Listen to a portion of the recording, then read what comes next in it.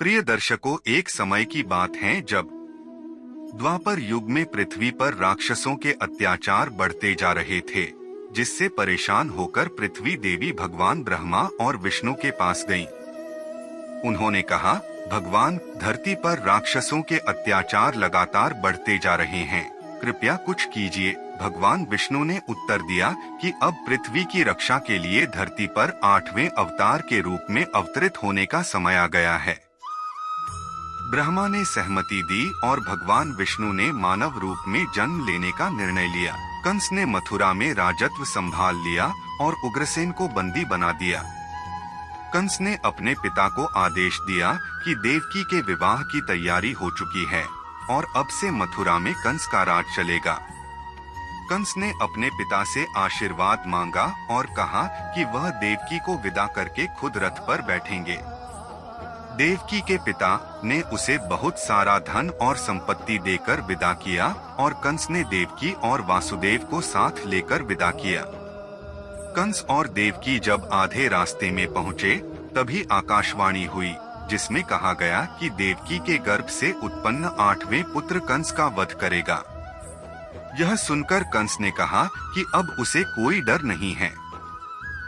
देवकी ने कंस से प्रार्थना की, भैया, मेरे बच्चों का वध मत करो।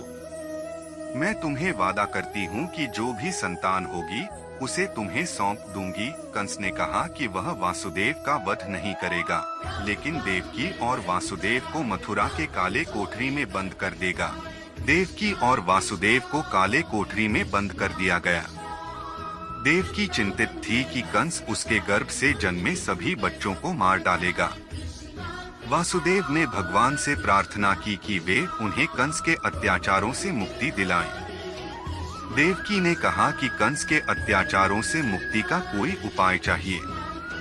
वासुदेव और देवकी को डर था कि कंस उनके बच्चे को मार डालेगा। इस बीच नंदगांव में वासुदेव के मित्रों को खबर मिली कि कंस ने देवकी को बंदी बना लिया है और 8वें पुत्र के जन्म का समय निकट है। यशोदा भी गर्भवती थी और नंद के मित्रों ने सोचा कि उन्हें यशोदा की सहायता करनी होगी और 8वें पुत्र की रक्षा का उपाय सोचना होगा। वासुदेव और देवकी के घर एक पुत्र का जन्म हुआ, जबकि यशोदा के घर एक कन्या का जन्म हुआ जो वास्तव में माया थी। भाद्रपद के कृष्ण पक्ष की अष्टमी को रोहिणी नक्षत्र में भगवान श्री कृष्ण का जन्म हुआ। उनके जन्म लेते ही जेल की कोठरी में प्रकाश फैल गया।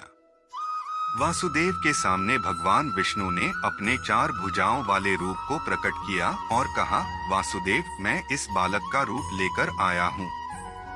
देवकी के गर्भ से जन्म लेकर भगवान श्री कृष्ण ने कहा कि उनका अवतार कंस के विनाश के लिए हुआ है।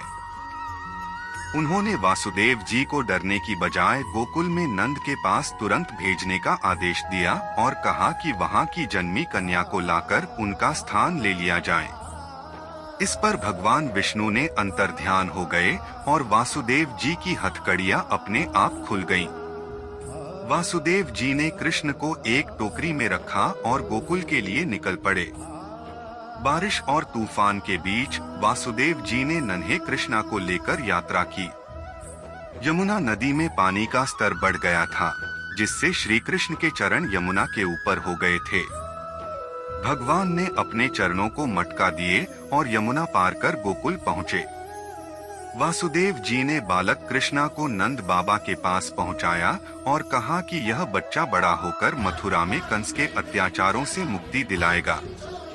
वासुदेव जी ने यशोदा को गहरी नींद में पाया और कृष्णा को उनके बगल में सुला दिया। उन्होंने अपने मित्र को कन्या को वापस लाने की सलाह दी और आशीर्वाद दिया। कंस ने जब सुना कि देवकी की जगह कन्या जन्मी है, तो उसे विश्वास नहीं हुआ। कंस ने सोचा कि शायद भगवान भी उसके क्रोध से डर गए हैं और पुत्र के बजाय पुत्री का जन्म हुआ है। कंस ने फिर भी सावधान रहने की ठानी और कन्या को मारने की योजना बनाई।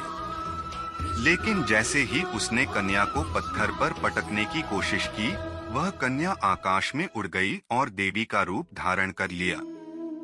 देवी ने कंस से कहा कि उसे कोई लाभ नहीं मिलेगा क्योंकि वह जिसका वध करने आया था वह तो पहले ही जन्म ले चुका है और गोकुल पहुंच चुका है। देवी के अंतर्ध्यान होने के बाद कंस गुस्से में अपने महल में चला गया। भगवान श्री कृष्ण ने अपनी अलौकिक शक्तियों से कंस के सभी दायित्वों को समाप्त कर दिया। बड़े होकर श्री कृष्ण ने कंस का वध किया और उग्रसेन को मथुरा का राजा बनाया। श्री कृष्ण के जन्मोत्सव को पूरे देश में बड़े हर्ष और उल्लास के साथ जन्माष्टमी के रूप में मनाया जाता है।